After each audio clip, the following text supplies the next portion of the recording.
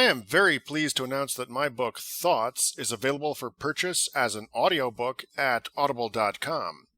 This book identifies a number of useful practical tips for living well and prospering, and it also identifies the psychoanalytic and sociological underpinnings of those points. Please enjoy the following promotional excerpt from the audiobook itself. I care a lot about environmental causes. So yesterday, I volunteered for a day to work for an environmental group that, at least at the time, I believed to be legitimate. My job was to go around with one of their employees, going from door to door soliciting donations. My guide was remarkably good at getting donations. There were several occasions where I was sure he was not going to get a penny, but where he ended up closing the deal and being given a fair amount of money. I had never encountered such persistence.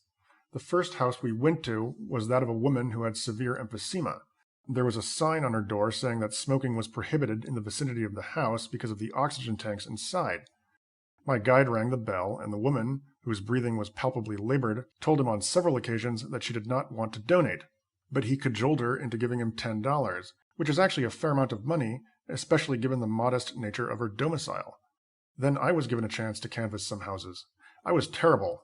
I did not make a penny, even though some of the people who answered the door made it clear through their gestures that they were interested in the cause and would probably have given money.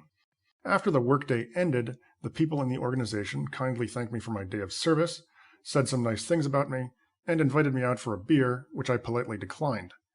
I went home feeling somewhat embarrassed at my poor performance and doubting, with obvious reason, my talents as a salesman, which is not a huge deal given that I am not in fact a salesman, but still my ego was a little sore, and I wondered whether I lacked emotional intelligence. But then today, after my initial defensive emotional reaction wore off, I realized that my failure to close had nothing to do with a lack of emotional intelligence.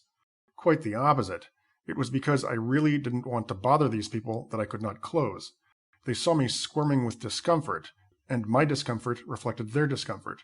And I realized that my guide's ability to close did not have to do with his high degree of emotional intelligence, contrary to his own asseverations, but rather with his lack of it. They were paying him to go away. They did not have to pay me to go away, because they knew, because I made it clear to them, that I did not wish to bother them.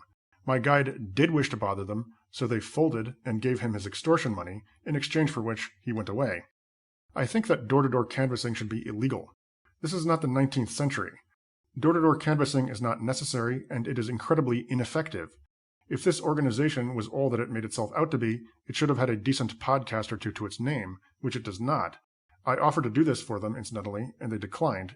I think they declined because door-to-door solicitors are crooks and thugs who pose as do-gooders, and they make their living through a subtle and manipulative form of extortion. Solicit to make door-to-door solicitation illegal, and until that happens, don't give solicitors a penny. At the same time, don't cower. Let them know what you think of what they are doing.